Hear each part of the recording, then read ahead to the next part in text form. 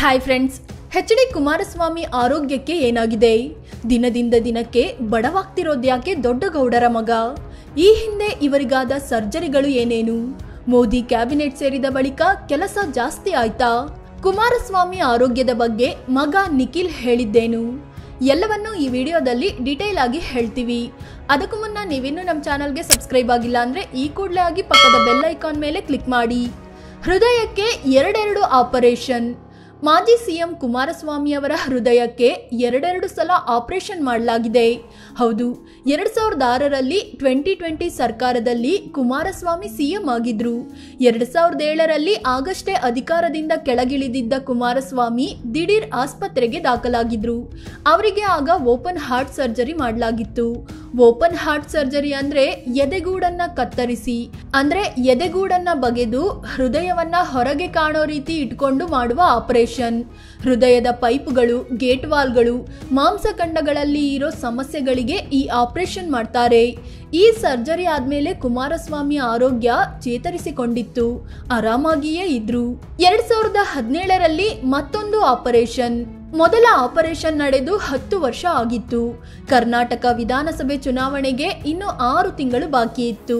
ಆಗ ಮತ್ತೆ ಕುಮಾರಸ್ವಾಮಿ ಅವರಿಗೆ ಹೃದಯ ಕೈಕೊಡ್ತು. ಆಗ ಅವರಿಗೆ ಹೃದಯದ ವಾಲ್ವ್ ಬದಲಿಸಲಾಯಿತು. ಇದನ್ನ ಹಾರ್ಟ್ ವಾಲ್ವ್ ರಿಪ್ಲೇಸ್ಮೆಂಟ್ ಅಂತಾರೆ.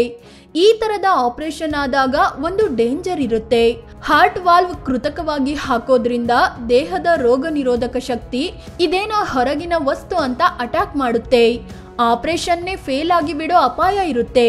ಹೀಗಾಗಿ ಕೃತಕ ವಾಲ್ವ್ ಅನ್ನ ದೇಹ ಒಪ್ಪಿಕೊಳ್ಳಲಿ, ಅವರ ದೇಹಕ್ಕೆ ಆ ವಾಲ್ವ್ ಅಡ್ಜಸ್ಟ್ ಆಗ್ಲಿ ಅನ್ನೋ ಕಾರಣಕ್ಕೆ ರೋಗ ನಿರೋಧಕ ಶಕ್ತಿಯನ್ನೇ ಕಮ್ಮಿ ಮಾಡಿರ್ತಾರೆ. ಹೀಗಾಗಿ ಈ ಆಪರೇಷನ್ ಆದವರು ಎಷ್ಟು ಕೇರ್ಫುಲ್ ಆಗಿದ್ರೂ ಸಾಲೋದಿಲ್ಲ. ಧೂಳು, ಹೊಗೆ, ಹೆಚ್ಚು ಜನ ಇರೋ ಜಾಗಕ್ಕೆಲ್ಲ ಇವರು ಹೋಗೋ ಹಾಗೆ ಇರೋದಿಲ್ಲ. ಈ ಆಪರೇಷನ್ ಆದ್ಮೇಲೆ ಎಚ್.ಡಿ. ಕುಮಾರಸ್ವಾಮಿ ಪದೇ ಪದೇ ಅನಾರೋಗ್ಯಕ್ಕೀಡಾಗ್ತಾ ಬಂದ್ರು. ಬ್ಯಾಕ್ ಟು ಬ್ಯಾಕ್ ಆರೋಗ್ಯ ಸಮಸ್ಯೆಗಳು. 2ನೇ ಆಪರೇಷನ್ ಬಳಿಕ ಕುಮಾರಸ್ವಾಮಿ ಅವರ ಆರೋಗ್ಯ ತುಂಬಾ ನಾಜೂಕಾಗ್ತಾ ಬಂತು. ಎಷ್ಟರ ಮಟ್ಟಿಗೆ ಅಂದ್ರೆ ಒಂದ್ಸಲ ರ್ಯಾಲಿಯಲ್ಲಿ ಪಟಾಕಿ ಹೊಡೆದಾಗ ಅದರ ಹೊಗೆ ತಾಳಲಾರದೆ ಆಸ್ಪತ್ರೆಗೆ ದಾಖಲಾಗಿದ್ರು. 2023ರ ಚುನಾವಣೆ ಟೈಮಲ್ಲಿ ಓಡಾಟ ಜಾಸ್ತಿ ಆಗಿದ್ರಿಂದ ಜ್ವರ ಬಂದು ಆಸ್ಪತ್ರೆ ಸೇರಿದ್ರು. ಹಲವು ದಿನಗಳ ಕಾಲ ಬೆಂಗಳೂರಿನ ಮಣಿಪಾಲ್ ಆಸ್ಪತ್ರೆಯಲ್ಲಿದ್ರು. ಇನ್ನು ಕೇಂದ್ರ ಸಚಿವರಾದ್ಮೇಲೆ ಕೆಲಸದ ಒತ್ತಡ ಜಾಸ್ತಿ ಆಯ್ತೋ ಏನೋ, ಯಾಕಂದ್ರೆ ನಂತರದಲ್ಲಿ ಕುಮಾರಸ್ವಾಮಿ ಆರೋಗ್ಯ ಮತ್ತಷ್ಟು ಕ್ಷೀಣಿಸ್ತಿದೆ.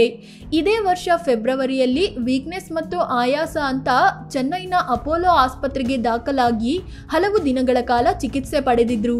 ಮುಂದಿನ 2 ತಿಂಗಳಲ್ಲಿ ಅಂದ್ರೆ ಏಪ್ರಿಲ್ನಲ್ಲಿ ಮತ್ತೆ ಶ್ವಾಸಕೋಶ ಸೋಂಕು ಆಗಿ ಮತ್ತೆ ಚೆನ್ನೈನ ಅಪೋಲೋ ಆಸ್ಪತ್ರೆಯಲ್ಲಿ ಚಿಕಿತ್ಸೆ ಪಡೆದು ಹುಷಾರಾಗಿದ್ರು. ಆದ್ರೆ ಈ ಬಗ್ಗೆ ಪ್ರತಿಕ್ರಿಯಿಸಿದ್ದ ಕುಮಾರಸ್ವಾಮಿ, ನನ್ನ ಆರೋಗ್ಯಕ್ಕೆ ಏನೂ ಆಗಿಲ್ಲ, ಆರಾಮಾಗಿದ್ದೀನಿ, ಇನ್ನೂ 15-20 ವರ್ಷ ಬದುಕಿರ್ತೀನಿ ಅಂತ ಸ್ಪಷ್ಟನೆ ಕೊಟ್ಟಿದ್ರು. ಮತ್ತಷ್ಟು ವೀಕ್ ಆಗಿ ಕಾಣ್ತಿರೋ ಎಚ್.ಡಿ.ಕೆ. ತಂದೆ ಆರೋಗ್ಯದ ಬಗ್ಗೆ ನಿಖಿಲ್ ಹೇಳಿದ್ದೇನು? ಕುಮಾರಸ್ವಾಮಿ ಅವರ ಸೋಷಿಯಲ್ ಮೀಡಿಯಾದಲ್ಲಿ ಅಪ್ಡೇಟ್ ಆಗ್ತಿರೋ ಹೊಸ ಫೋಟೋಗಳಲ್ಲಿ ಅವರ ಅನಾರೋಗ್ಯ ಎದ್ದು ಕಾಣಿಸ್ತಿದೆ. ದಿನದಿಂದ ದಿನಕ್ಕೆ ವೀಕ್ ಆಗಿ ಕಾಣಿಸ್ತಿದ್ದಾರೆ. ಈವರೆಗೆ ಯಾವತ್ತೂ ಇರದಷ್ಟು ಬಡವಾಗಿ, ಸಣ್ಣದಾಗಿ ಕಾಣಿಸ್ತಿದ್ದಾರೆ. ಜನ ಕೂಡ ಇವರ ಪ್ರತಿಯೊಂದು ಪೋಸ್ಟ್ಗೂ ಆರೋಗ್ಯಕ್ಕೆ ಏನಾಗಿದೆ ಅಂತ ಕಾಮೆಂಟ್ ಮಾಡ್ತಿದ್ದಾರೆ. ಜೊತೆಗೆ ಕೆಲಸ ಇದ್ದಿದ್ದೆ, ಆರೋಗ್ಯದ ಕಡೆ ಗಮನ ಕೊಡಿ, ಬೇಗನೆ ಚೇತರಿಸಿಕೊಳ್ಳಿ ಅಂತ ಶುಭ ಹಾರೈಸ್ತಿದ್ದಾರೆ. ಈ ನಡುವೆ ನಿಖಿಲ್ ಕುಮಾರಸ್ವಾಮಿ ಹಿಂದೆಂದಿಗಿಂತಲೂ ಆಕ್ಟಿವ್ ಆಗಿದ್ದಾರೆ. ಮೊದಲೆಲ್ಲ ಎಲೆಕ್ಷನ್ಗೆ ನಿಂತು ಸೋತ ಬಳಿಕ ಮುಂದಿನ ಎಲೆಕ್ಷನ್ ವರೆಗೆ ಸೈಲೆಂಟ್ ಆಗಿ ಇರ್ತಿದ್ರು. ಆದ್ರೆ ಈ ಸಲ ಫುಲ್ ಆಕ್ಟಿವ್ ಆಗಿ ರಾಜ್ಯಾದ್ಯಂತ ಸುತ್ತಾಡ್ತಿದ್ದಾರೆ. ಇತ್ತೀಚೆಗೆ ಕಾರ್ಯಕ್ರಮವೊಂದರಲ್ಲಿ ಮಾತನಾಡಿದ್ದ ನಿಖಿಲ್, ನನ್ನ ತಂದೆ ಆರೋಗ್ಯದಲ್ಲಿ ಸ್ವಲ್ಪ ಏರುಪೇರಾಗಿರೋದು ನಿಜ, ಆದ್ರೆ ಆತಂಕ ಪಡೋ ಅಗತ್ಯವಿಲ್ಲ, ಬೇಗ ಹುಷಾರಾಗ್ತಾರೆ ಅಂತ ಹೇಳಿದ್ರು. ಜೊತೆಗೆ ದೇವರು ನನ್ನ ಆಯಸ್ಸನ್ನ ಎಚ್.ಡಿ.ಕೆಗೆ ಕೊಡಲಿ ಅಂತ ಪ್ರತಿದಿನ ಪ್ರಾರ್ಥಿಸ್ತೀನಿ ಅಂತ ಕೂಡ ಹೇಳ್ಕೊಂಡಿದ್ದಾರೆ ನಿಖಿಲ್ ಕುಮಾರಸ್ವಾಮಿ. ಫ್ರೆಂಡ್ಸ್, ಇದು ಕೇಂದ್ರ ಸಚಿವ ಕುಮಾರಸ್ವಾಮಿ ಅವರ ಆರೋಗ್ಯದ ಬಗ್ಗೆ ಮಾಹಿತಿ ನೀಡೋ ಪ್ರಯತ್ನ. ರಾಜಕೀಯ ಸಿದ್ಧಾಂತಗಳು ಏನೇ ಇರಲಿ, ಮಾಜಿ ಸಿಎಂ ಕುಮಾರಸ್ವಾಮಿ ಅವರು ಆದಷ್ಟು ಬೇಗ ಚೇತರಿಸಿಕೊಳ್ಳಲಿ, ಮೊದಲಿನಂತಾಗಲಿ ಅನ್ನೋದು ನಮ್ಮ ಆಶಯ. ಈ ಬಗ್ಗೆ ನಿಮಗೇನು ಅನ್ಸುತ್ತೆ ಅಂತ ಕಾಮೆಂಟ್ ಮಾಡಿ ಹೇಳಿ. ಅದೇ ರೀತಿ ನೀವಿನ್ನೂ ನಮ್ಮ ಚಾನಲ್ಗೆ ಸಬ್ಸ್ಕ್ರೈಬ್ ಆಗಿಲ್ಲ ಅಂದ್ರೆ ಈ ಕೂಡಲೇ ಆಗಿ ಪಕ್ಕದ ಬೆಲ್ ಐಕಾನ್ ಮೇಲೆ ಕ್ಲಿಕ್ ಮಾಡಿ. ಧನ್ಯವಾದ.